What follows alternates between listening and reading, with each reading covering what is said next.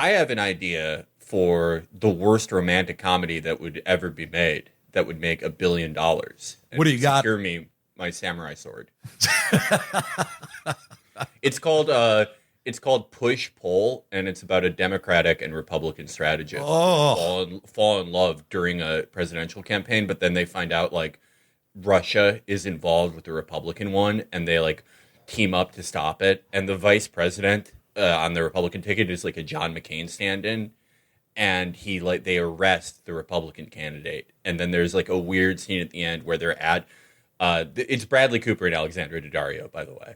Oh my God. Daddario is the Republican, Cooper is the Democrat, and they pass some like weird, shitty bipartisan bill that's like kids from the inner city can like go to Dalton or something, and they're all at the wedding, and John McCain is dancing with them, and they're like, "Hey, this is really great." There's still an execution at the end because both sides agree the death penalty should still exist. Yes. No, there is an execution in real time of the lethal injection gone wrong. It's actual but then it's like footage.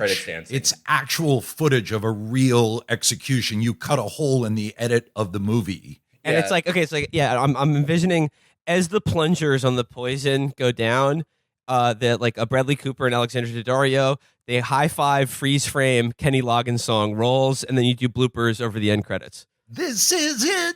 Make no mistake. Or as the plunger goes down on the lethal injection, the blinds on their loft apartment in Soho come up. Yeah. So and then the Kenny Loggins song plays, but covered by someone more recent. Yeah, someone cheaper.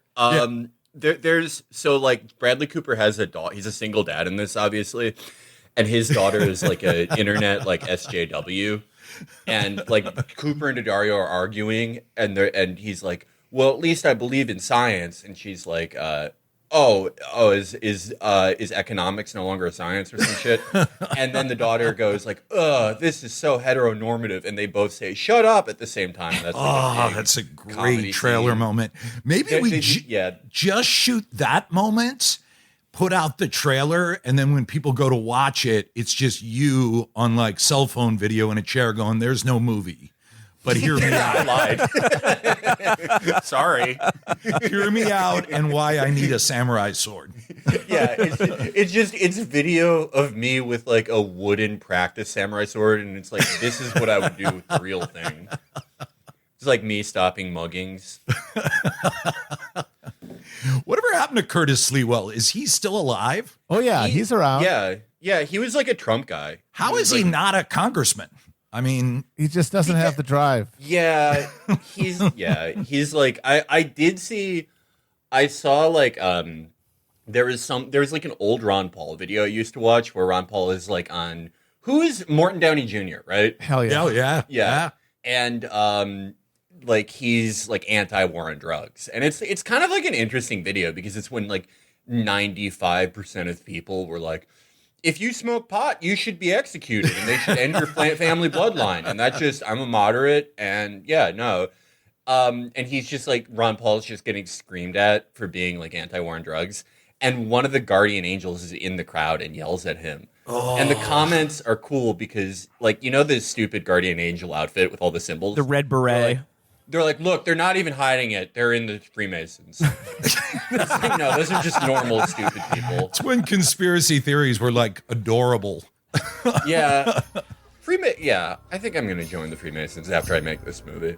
Get the samurai sword, join the Freemasons, and that's it. Iris out. Iris out like a motherfucker.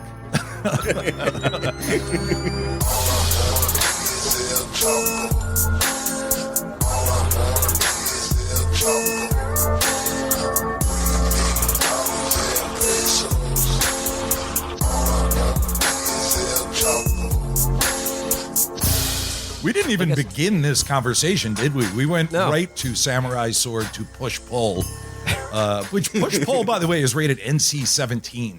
Yeah, there's full penetration sex scenes in it. That's a big component. And this is like a big part of how to revolutionize Hollywood in the 21st century. Like R-rated movies need to start having full penetration in them with real actors and their real genitals. And it's just standard. There's an intimacy coordinator on set. You just bang it out. It's part of the business. You need a 20-minute full penetration scene. Any big Hollywood, like you're not being responsible if you don't have that in your movie. Like you don't get the business of movies if you don't have that.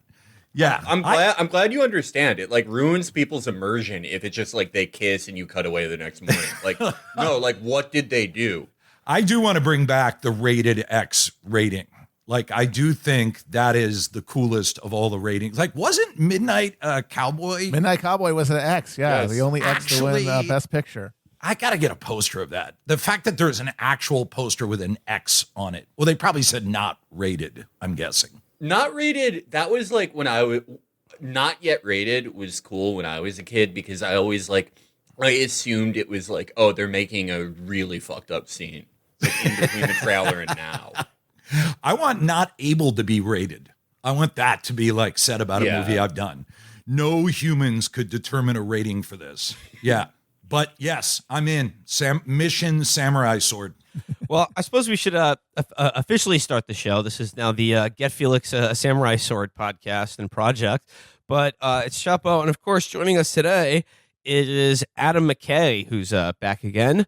And Adam, after conquering Hollywood, I guess that's not good enough for him, is now moving into the podcast game. And we are going to talk a little bit about your new podcast called Death at the Wing, which I was surprised to learn is actually not a true crime series about a series of murders at the popular women's-only young professional working space, but is indeed actually about basketball and the culture of America and its politics in the 1980s. But Adam, before we get into that, it's a little bit of breaking news. I was wondering if you had a comment on. Comes courtesy of the New York Times. Major, one of Biden's German shepherds, will be sent away for training after biting incidents. Adam, is it time to terminate Major's command with extreme prejudice, or have we been coddling this dog too long? God damn, that's huge. I kind of wish you guys had told me that was going on because we could have rescheduled. I got to process like 40 things right now. I think look, America's become a bit unmoored of late. And I think we need like clear right and wrong and laws and consequences. I think a very tastefully done euthanization of Major, like if it was done and keep in mind, don't take this out of context, done in a responsible way with proper warnings to show that you can't behave that way, that there are rules even for the presidential dog. And maybe it's pay-per-view, maybe there's maybe it's streamed, whatever, but I think that's the only way to handle this. Otherwise, I feel like Biden's going to just come off like a socialist, a weak-kneed socialist. Like he needs to take a strong line here. I like that they have like there's like a dog, Rosemary Kennedy. We're gonna lobotomize Major. Yeah, put an ice pick right in his teeth duct. So fucked up. A dog, Billy Carter. It says here, Major, the Biden's younger dog, will undergo some additional training to help him adjust to life in the White House, said Michelle LaRosa, spokesman for Jill Biden. The off-site private training will take place in the Washington area and is expected to last a few weeks. Now, I just want to make it clear here that a common side effect of this dog training is that Major will possibly return a different size, shape, and color, but just don't be surprised. Major is fine. He's going to be a good boy. We're going to start freeze framing pictures of Major to see slight changes in the spots, like the black against gray. Wait. So I don't get it. So Major was the one who's savable. Who's the one who's no longer in the White House? Champ. I think they're both gone now because they're both going ham. They've both been compromised to a permanent end. Can't stop it. I think what's going to happen is I think that the 2 weeks are going to elapse. Major's not coming back, and then eventually somebody in the White House press corps is going to ask at a press conference, what happened to Major? And they're going to say, what's Major? What? Who? We never had a dog named Major. And then everyone will just agree, and you'll actually be racist if you say that Major ever existed. Yeah, there will be articles in the New York Times that are like, why are journalists like gaslighting us? There was never this dog. Like, this is abusive. They're gonna bring him back, and it'll be like my mom's dog, like one of those dogs that's just bred to have like rounded teeth. Like, it can't even attack anyone if it wanted to. I like sometimes that dead is better. he went a little right wing with his dogs. Like he had to do the shepherd. By the way, I have a shepherd mix. I love shepherds, but there's a statement behind it. Like, how many hours do you think were spent, or maybe it's minutes, naming the dog Champ? Like, how long was that discussion? Was the dog already named before he came in, or was it a dog they got for the president? I have no idea how this dog. No, he always had those dogs, and it's like, oh, he did. That's all signaling, kind of like unintentional signaling by Biden, because like Biden is from another era, like that type of guy, the type of guy who like, I like bullshitting with the boys, but like when I talk to my 50-year-old son, I'm like, I love you, my sweet sugar angel. You're my most handsome guy in the world. I always knew it. And you have two huge, dirty dogs that you name like, Rover and Major.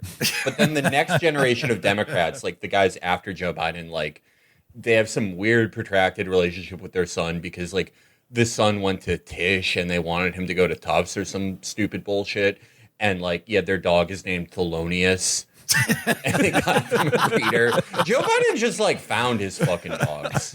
Yeah, they just like showed up at his front door one day, and he's like, "All right, fine." Yeah, like that's a generational thing. But I do like, it is sort of charming to me that he has such shitty dogs. Like, they're so poorly behaved. Like, it's awesome. It is. We had a rescue, our last rescue who died like a year and a half ago was named Pumpkin. My daughters named him, and he was a shepherd mix. And right out of the gate, he bit 3 or 4 people. And that was it. He was done. Like, by the way, he nipped him. He did the front teeth kind of nip, like tear the clothes a little bit. It wasn't actual attacks. But like at that point, I even had to tell my kids, like, we can't do this anymore. And they cried so hard that we did the trainer who saved his life, like who got him in line enough. He was always a lunatic, sweetheart to us. But I kind of with you on that. I like people that have screwed up dogs. I feel immediately at home if I come over to someone's house and there's dog crap on the floor of their living room. Yeah. I respect people who are really good at training their dogs. And like, it does show, like, that's probably what you should do. And if the dog isn't freaking out, it does show like a level of comfort and like love. But when you just like have no idea what the fuck you're doing and you're like, let's just like get another. So he has a friend. And now you just have like 2 like, dogs that freak out all the time. It is like, that's like, it shows like a level of simplicity in a person. It's real. Respect. I think what you're saying is it's one little drip of reality in a completely curated environment. Yeah. And I'll take it. I'm hungry enough for it. I welcome it. Yeah, absolutely. Let's just give him a rocket launcher. It'll calm him down a little bit. Just strap it to his neck. Yeah, like there were no. That is sort of the fucked up thing about Trump, that she like hates animals. Yeah, and it's like Barron probably wanted like a fucked up. He probably wanted like a monitor lizard. Oh, that'd be great. There's just none in there. Obama had the Portuguese water dogs. Like, that's what I had growing up. And that is like, that's such signaling, because it's like, I know how I grew up. I grew up in an annoying neighborhood. I was an annoying kid. And that's like, an upper middle class dog. But I don't know. Yeah, it's cool to have like an actual horrified, fucked up animal in there. I want someone to come into the White House, get like a 5 different breed combo mutt, kind of a little bit ugly, one of those dogs that's always panting, and just chain it up in the front lawn. Be that family that just doesn't give a shit, and it digs holes, and then there's worn dirt around the pole that it's chained to, and crap everywhere. It's just tied to an engine block on the in the rose garden. I like, you know what the next step is? Like, this is how you know you have a completely normal president. If they have like a golden retriever or a lab that's about 50 pounds overweight and is like so unhealthy that its fur is oily and just smells fucking terrible. And the president claims that it's like mixed with pit bull and very strong. And like ends up accidentally killing it by trying to get it high.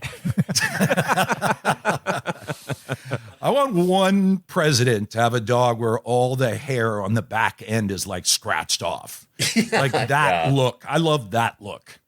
Yeah, it's like that is beautiful to me when someone has a dog that just serves like it's just like it's like a guy with dementia. It's just so fucked up because that like you purely love that dog because that dog is such a fucking pain in the ass to have. You have to go to the doctor so much. It's like living with a 98-year-old grandparent. Yeah, it's like it means you really love him. You bought a sick creature, basically. Yeah. Like, I want a seriously ill creature in my life. Yeah. That's like pretty much all dogs, though. Like our first dog when I was a kid, last 3 years, it was in that state. All the hair scratched off it, half blind. And you're kind of like, you're so into it at that point. We still loved it like crazy. I think that dog lived to be like some crazy age, like 16, which is like a lot for a dog. Yeah. That was my dog growing up. It was like, yeah, Portuguese water dog. And like the last like 4 years of her life, she had no eyesight and would just like walk into chairs. And anytime she saw like really any animal, she would just freak out and try to kill it. It was like she had like severe social anxiety. She was just so fucked up by the end of her life.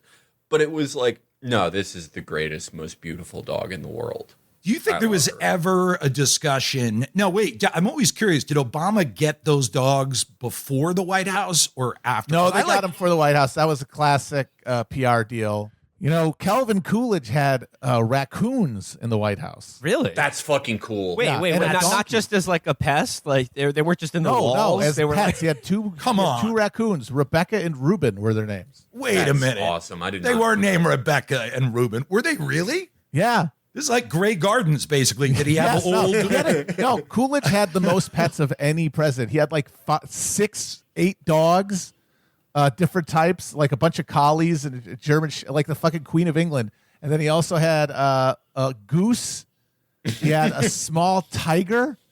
He had a donkey. What was he, fucking Scarface? Jesus. Yes. he was like a Russian. Holy shit. Yeah. He had a gift where he could talk to mustelids. Yeah. And then other countries would gift him pets and then like animals, and he would keep them too, like a fucking wallaby, a pygmy hippo. We got years like ago. Pablo Escobar. Yeah, Pablo. Years ago, it was David O. Russell's birthday. This is like 15 years ago, and he was shooting a movie. He was doing I Heart Huckabees, and on occasion, Russell's been known to enjoy marijuana, and I heard he was enjoying it on that set on occasion.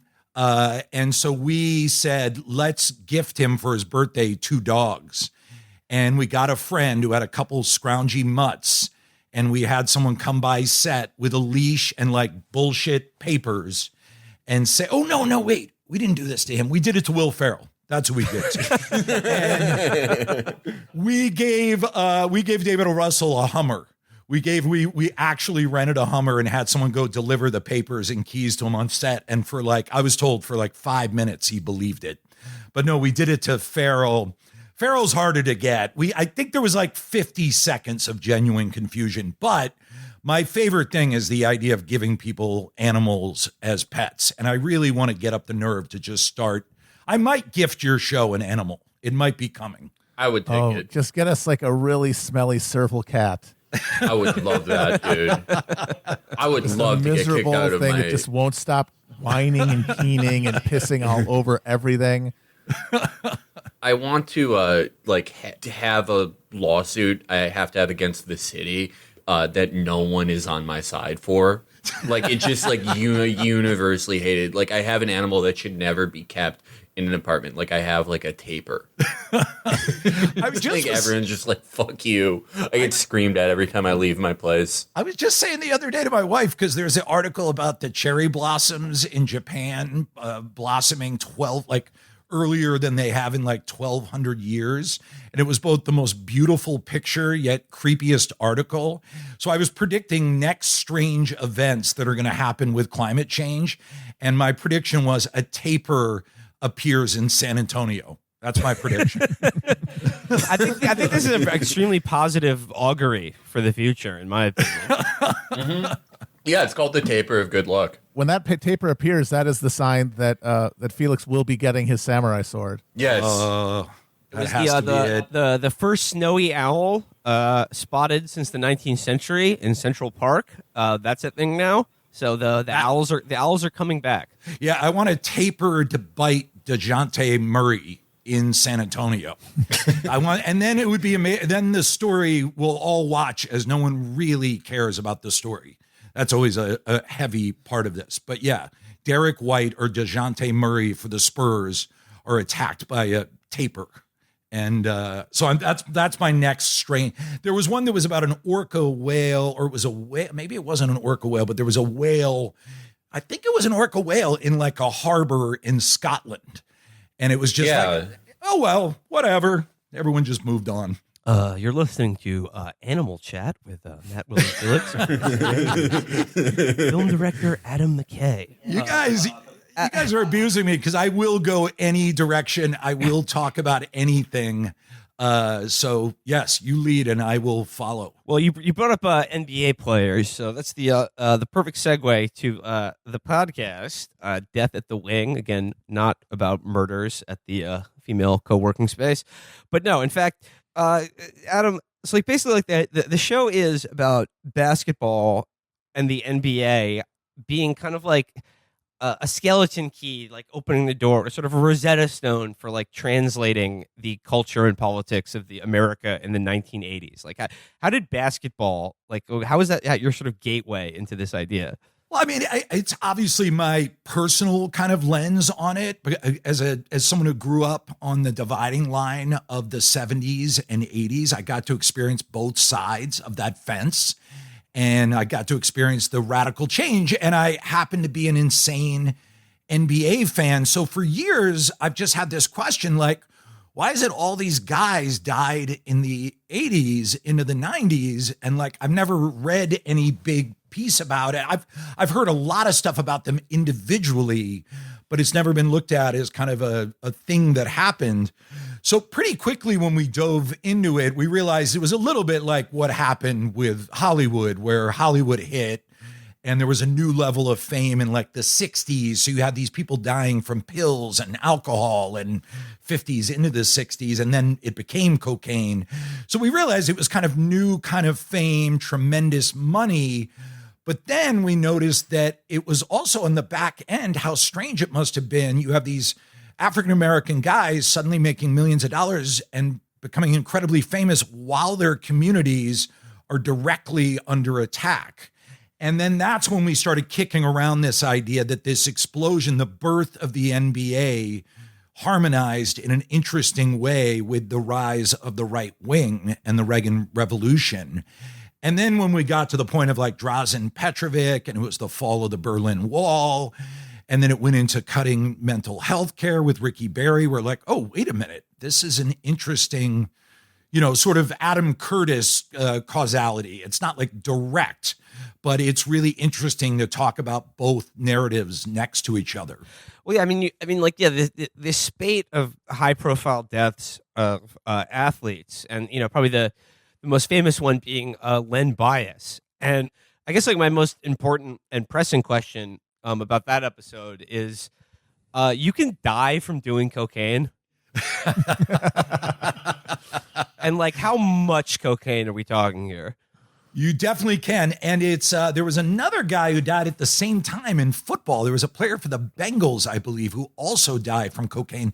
You know what it is? Athletes are uniquely vulnerable to it because NBA players especially have just these incredibly powerful hearts. So you'll hear about guys like Pete Maravich or Hank Gathers is another death from that period, who, because their hearts are so robust, it exposes flaws. So I think that's why you saw it a little bit with the NBA. And there's an argument about Reggie Lewis, whether it was just a heart defect or was it cocaine. So that's another one. But yeah, long story short, if your heart is at all sketchy, you can definitely die from coke. Yeah, bigger guys, pretty much universally in all sports, they tend to die at younger ages. There was one of the first champions in sort of the modern era of the UFC, Evan Tanner. It wasn't coke or drugs necessarily, but yeah, he got lost in the desert, and he did do a lot of drugs. He did have problems with sobriety, and his heart just fucking gave out. Wow. I've never really heard that. That's sad thing. He got lost in the desert. Yeah, it was a wild story, and it kind of reminded me a lot of this, where I mean he didn't necessarily like have the money or the fame of someone like Len Bias or that Len Bias was going to have, but he was someone who sort of like flamed out from success, who already like had his own demons. But yeah, no, guys who are, it's like every inch you go past like 6'1", you typically shave like 10 years off a guy's life. Jesus. Just one of those things. I'm 6'5". That sucks. I really am. That's well, it's the same with dogs. If you do athletics. If you never move, you'll be fine. That's what I'm doing because I'm 6'3" and I plan to live forever by never moving. I'm shaving skin off the bottom of my feet every year. I'm like 6'1" flat, and I think by the time I'm 45, I'll be down to 5'3". That's a good height for you. I've always thought that's a good height for you. What's going to be interesting for Felix once he gets his $4 million samurai sword, what's that going to do to him? Because that's going to be a similar thing where it's explosion of wealth and fame. Your profile's going to triple. I'd love a behind the music style decline about Felix. I want to see Felix just unwind it all. Yeah, I can already imagine being interviewed for that segment, being like, I knew he was going the Mishima route as soon as we got him the sword. I feel guilty about it to this day. Yeah, I want to do what Mishima did, but like in Chicago. No, no, Felix. Yeah, you're trying to inspire the masses to rally around Emperor J.B. Pritzker. Yeah. We have to restore the Illinois Empire, like just something that's never existed.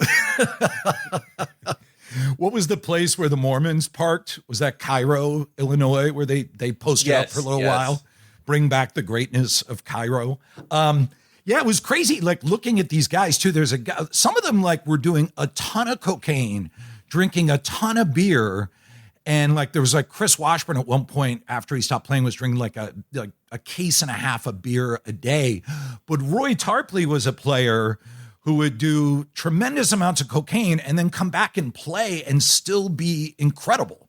Still put up like 20 and 20, still be like borderline all NBA. Then he would get busted again, go out, come back 20 and 20. And that's the thing. Like, you know, if I'm up till 1 a.m., I can't make a free throw. And I mean, you know, your series, you know, shows the dark side of cocaine and athletics, but I mean, perhaps, you know, both sides need to be illustrated, and you can do a follow-up series about the 1980s Mets and how good and successful cocaine made all of them. It was and just speed, straight up speed, right? Didn't they have the big bowl of speed before they would go on the field? Yeah, the Mets, there's a lot of happy endings with that crowd, except Lenny Dykstra, which I would debate is still a happy ending, but that's a controversial opinion I have. But yeah, the Mets, Daryl Strawberry, I guess Dwight Gooden isn't doing so great, but is he all right? Is he clean again? I can't remember. Gooden, Strawberry's doing okay, right? Yeah, it worked pretty well for him. Josh, what's his name? Josh Gordon, the receiver. I mean, once again, God bless him. The guy's struggling hard, but I think he's bounced out of the league. I'm not exaggerating, 5 times and still is so talented that he comes back every time. Is that his name? Josh Gordon, the receiver, used to be for the Browns, went to the Patriots, went to the Seahawks, keeps getting chance after chance because he's so incredible. I'll take my answer off air, Adam. But no, I mean, like, we were talking about it. I mean, like, and thinking about the Len Bias episode. I mean, you quote, I think, Radley Balco saying that, like, you know, Len Bias was like the Archduke Ferdinand of America's war on drugs. But, like, you know, but outside of that, like, I mean, just like you get this sense, like, how much, like, was like cocaine, and it's like it's like industrial scale import into America, kind of like the phantom thread of like the 1980s and like in everything. Yeah, I mean, I lived in Miami in the late 70s, so I have like relatives down in Miami, and no one's going to say it out loud, but like clearly everyone down there was profiting from all that drug money just rolling into Miami. And then you're absolutely right. The kind of irrational exuberance, this kind of teeth gnashing greed that hit us in the 80s was all being driven by that club culture. I mean, I was shocked to hear that Whit Stillman, the filmmaker, actually is a Republican, because you watch his movies and they play like brilliant satire of that right-wing kind of disco club culture.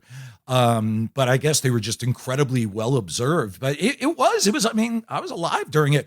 We were broke as shit. So we were like beer and pot. And then like a friend of mine would get a bottle of Jack Daniels. So it wasn't until I was in college that I had a friend who had a friend from a rich family that could get cocaine, because it was really expensive back then. So we were mostly beer and shots and pot. But yeah, it was definitely everywhere. And it was definitely part of that Wall Street kind of mythology.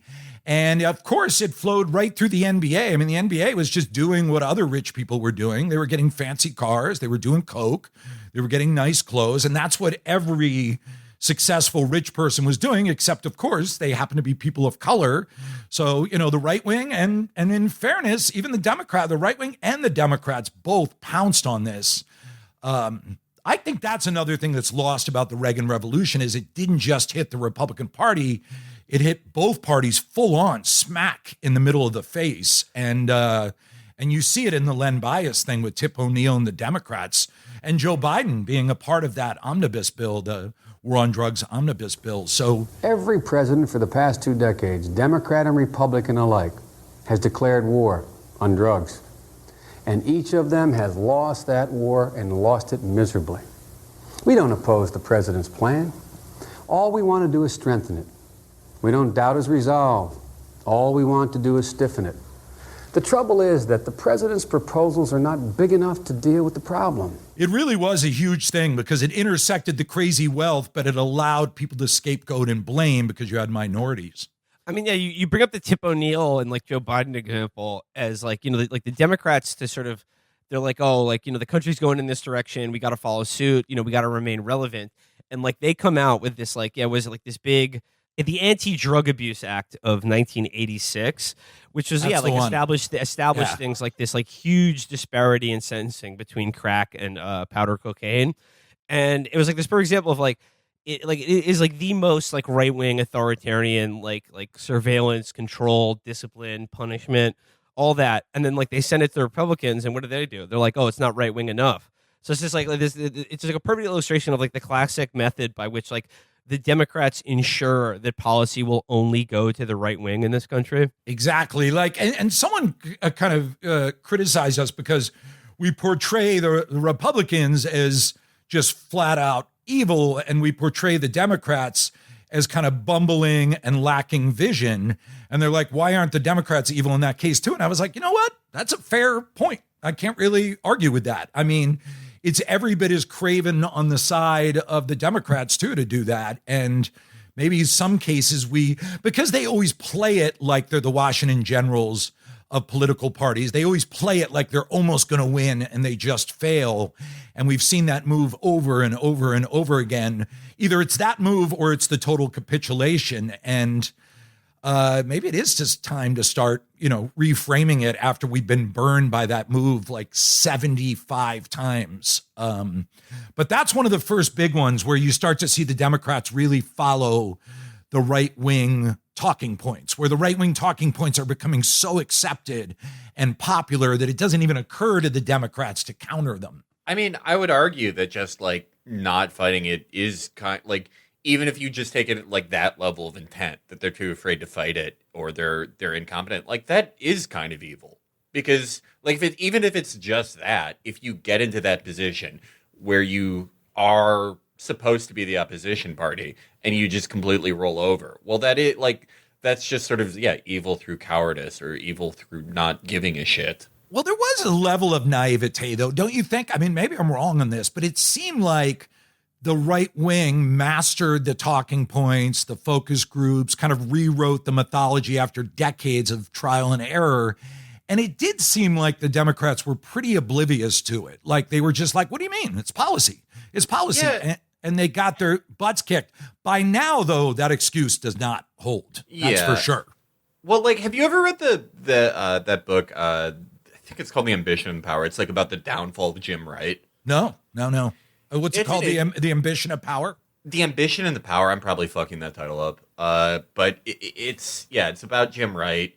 And it's an interesting book because of, I mean, the Democrats were just like completely complacent. Like sort of a mirror of this time where after Obama or during Obama, it was like, oh, well, we're just going to hold on to the executive branch forever. And then that clearly didn't happen. And I think there was sort of a similar mindset with Democrats where it's just like, well, they're never going to take the House from us. So, like, who gives a shit? I mean, it's also strange, like, because the Democrats were, you know, even in the 80s, the Republicans were using race baiting. They were appealing to, you know, excesses and income and blah, blah, blah. So they were pretty clearly the bad guys even in the 80s. And I think the Democrats just assumed they would always be the good guys while they were getting economically captured slowly to the point where the whole party just became Larry Summers saying, don't rattle the markets. You know, it just all kind of funneled into that. And that's basically where the party's stuck right now. And it was easy to do that because the Republicans kept getting worse, which meant that you could also get worse, but still be the good guys because you were getting worse at a slower pace. Yeah. It's relativity. I mean, it actually is relativity done as an information warfare technique. It's because really, there's only two parties. There's no third force that can provide a contrast. So you get to define the terms at every point. You don't have to worry about anybody saying, "Hey, like where are you relative to where you were even a few years ago?" Because there's no power that can articulate that. we used to do a bit at parties back in the 90s. This writer from SNL would go up to people at crowded parties and start saying, you got to be careful. There's this weird guy around here who's trying to get people. I think it's a cult. And right at that moment, I would walk up and I would start to talk to the people about, you know, all the garbage in their life. Are they tired of feeling uncertain? And my friend would kind of be like acting like I'm a lunatic. And then I would eventually leave, and then my friend would try and recruit them. And sometimes we would go to the East Village, which is a really fun place to talk religion with people, especially in the 90s. And people get so fucking mad at us, but we would just do it. We endlessly amused by it, where my friend would play the sane person, or this other writer, Dennis McNicholas, would do it and be like, I don't know what it is with that guy. Listen, anyway, some friends and I are going to meet tomorrow. We're going to get some coffee, have some muffins. Maybe you want to join it. And they would slowly realize he was in on it. But that's it. I mean, that's the game. It's 40 years and it's worked just beautifully. I mean, I guess like another element about like the dawn of like the real like war on drugs, like the major escalation of the war on drugs and like how big a role crack played in it. And this idea of like crack is just like a racialized version of cocaine. It's like the exact same drug. And it points to this idea that, like, you know, the war on drugs and the people who created it and escalated it, like, yeah, sure, it's about winning elections. And you also make the point that it's about kind of like a sop to all of the voters who are lives are being devastated by deindustrialization, the smashing of unions, and like the, you know, cutting of the threadbare American social safety net.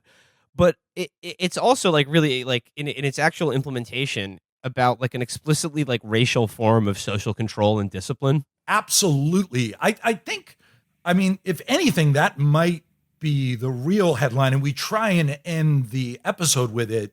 You could argue on some level there's like genocidal qualities to the war on drugs. I mean, the amount, if you look at the numbers of people that have died, not to mention being in prison, being stripped of their right to vote, fracturing families. I mean, this is one of the things I was talking recently about with a friend, is just that, like, we don't know how to talk about some of these subjects, or our popular culture doesn't have any room or isn't designed to talk about some of these subjects with the sheer scope of how horrible they are. I was talking about like income inequality in the US. Like, you'll see articles about it, but like, it's 1,000 times worse. Like you can just make sounds about how bad it is. And it's the same thing with the war on drugs. Like, we talk about it as some policy choice and it affected certain segments of our population, but the raw human toll, we sort of get to it at the end of the episode, but your point is very well taken. It's 1,000 times worse than we even think about it when it's written on the page.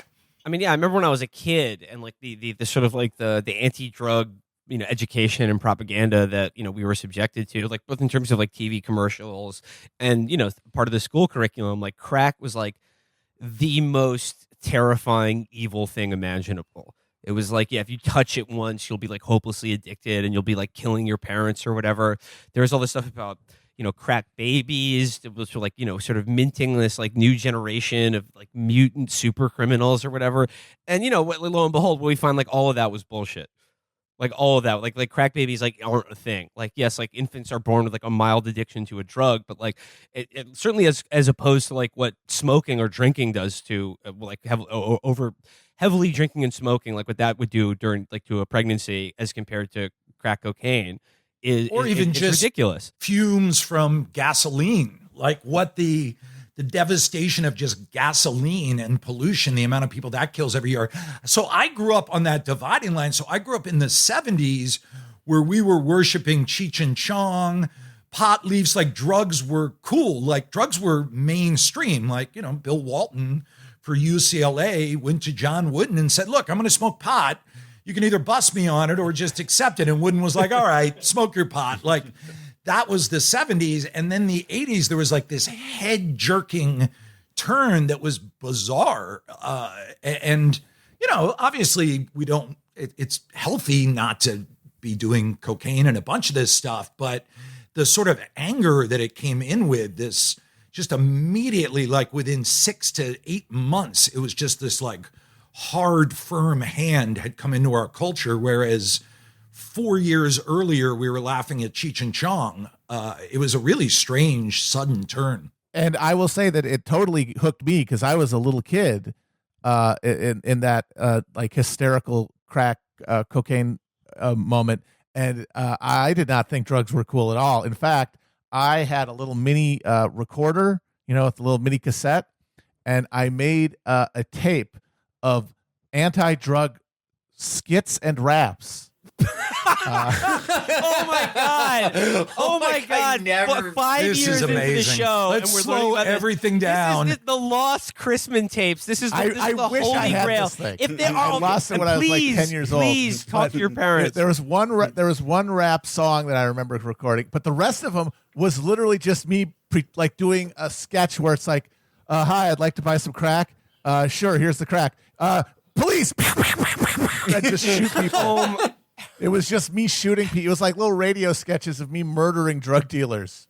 There's an alternative timeline where you're like a Christian rapper. Yeah, totally. That would have been awesome. I actually still remember one line from the rap, and it's about please. It's about I'm being peer pressured by people to get me to do drugs, and they said I was weak. They said I should drink tea. And I said, sorry, dudes, I like my wits about me. Oh, Bars. So wait, drop that bomb. Drop that bomb. So you were carrying around the recorder kind of like the first time the Beatles got high and they were just recording everything. So you were just like, I've tapped into something larger and more powerful than me. I better carry this recorder around. These drugs are killing people. I need to do something. I need to help the children. I need to help the culture. I remember being afraid of Led Zeppelin. I remember being afraid of Led Zeppelin and Ozzy their music is Osbourne. way too scary. Their music is way too scary. Yeah. I was like in 5th grade and I had friends playing Ozzy Osbourne. And you forget Ozzy Osbourne came out in like that like Blizzard of Oz stuff was like 1979, 1980. It was like way ahead of the curve. And my friends were listening to it. And I remember having the thought like, is it possible this actually is devil music? That was kind of my moment, like you with the recorder, although not nearly as complex or disturbing or cool is the word you're looking for. I mean, that's funny. It's like I feel like most of the anti-drug education I received just like taught me about drugs that I otherwise wouldn't have known about. Like when they're like, there's things out there. They're called psychedelics. It's like mushrooms, LSD, acid is what it's called. And if you take it, you'll begin to see things, and you'll begin to like see things like the cartoons you watch on TV, but they're real and happening to you.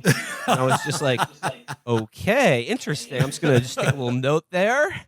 I know. So there's stories because you, of course, weren't going to listen to Nancy Reagan.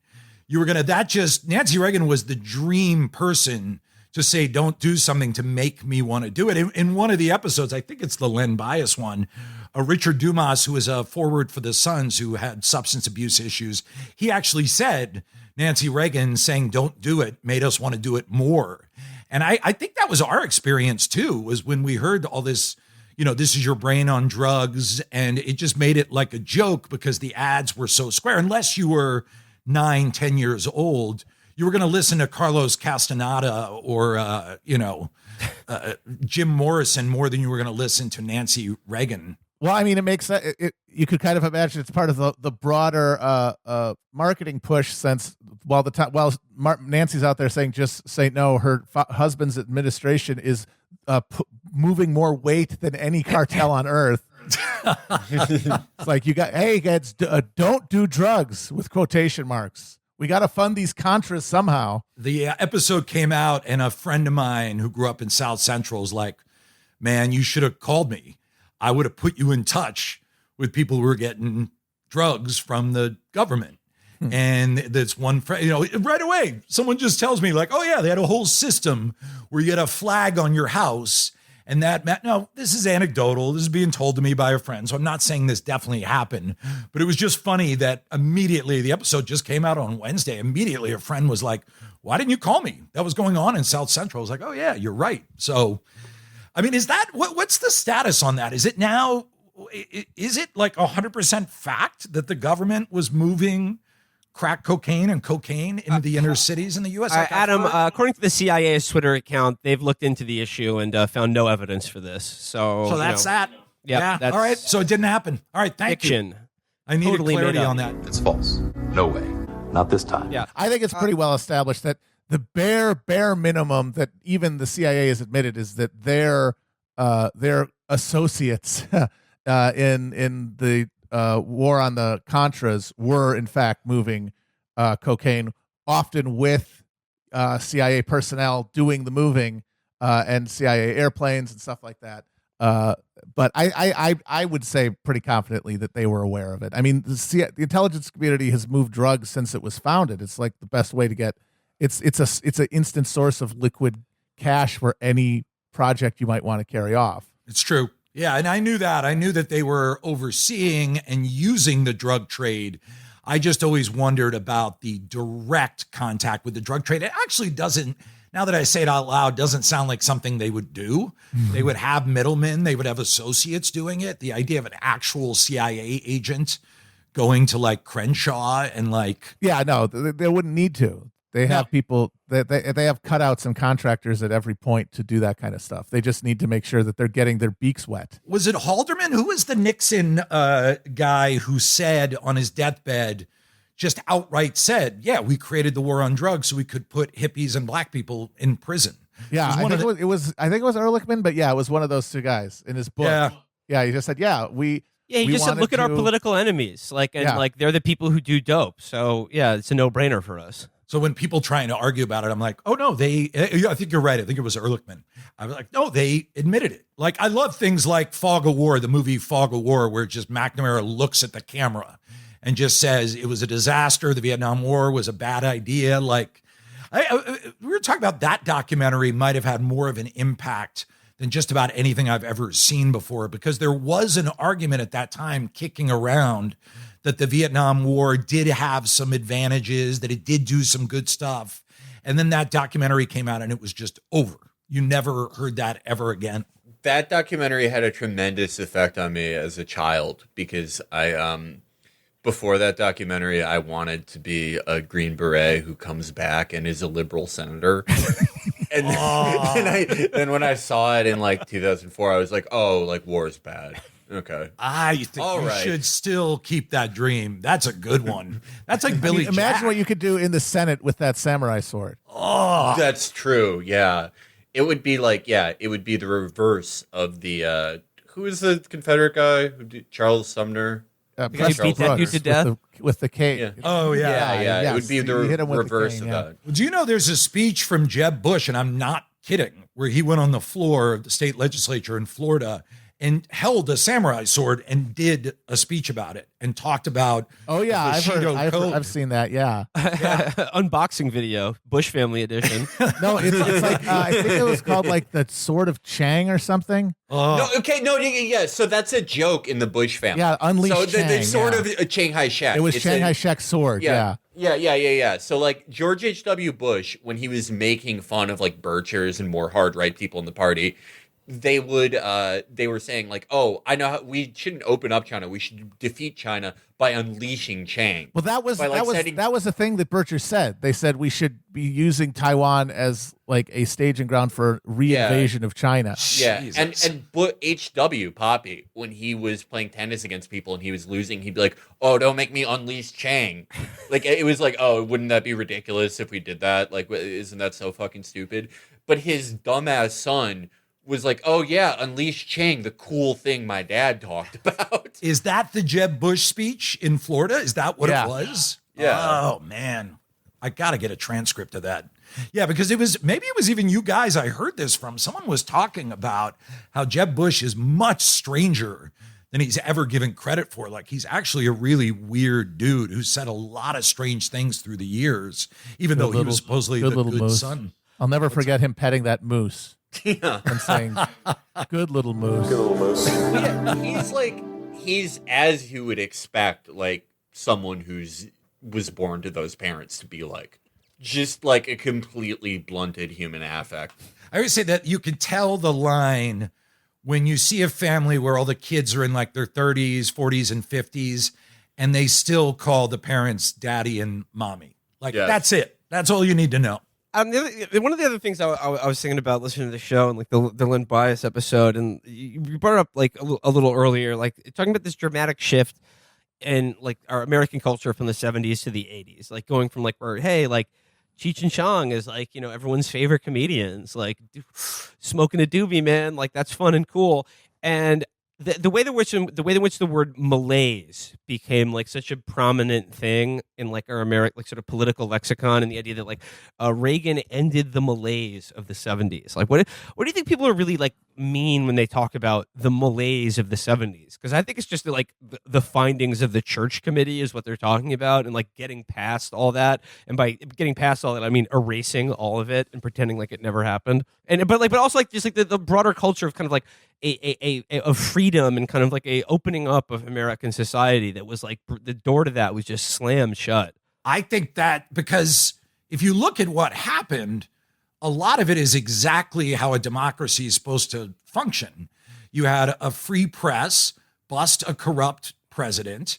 You had people across party lines make sure that president would no longer hold power. You ended an insane war, although we kind of just lost that war is really the reason we left. But still, we ended it. Poverty was at, I believe at that time, the early 70s, an all-time low for the whole nation. Unions were strong. And I think it was the peak of self-governance for people. I think it was like the high point for America where citizens were actually somewhat responsible for governing. And Carter talked to them like that. And he said, like, look, we're in a rough spot right now. We've got the oil crisis. We've got stagflation. He never actually said the word malaise in that famous speech, but I think everyone just freaked out. It was almost like too much. Like you forget that we just haven't had democracies for that long. And there was this moment where it was just all too much. It was all too real. And, you know, we just learned that MK Ultra was real. The Vietnam War, stagflation, all this stuff. The president talked to us like actual grown-ups. And I remember being a little kid and hearing that China had called America a paper tiger and asking my parents what that meant. And there was a general feeling that America was really down and out. So, yeah, whether it was just too much, whether it was the, democracy taken to probably its highest point in America, or whether it was never going to go in that direction, I'm not exactly sure. But that Reagan voice, when it hit, because I was in 7th grade, I had no interpretation of it. I didn't care right wing, left wing.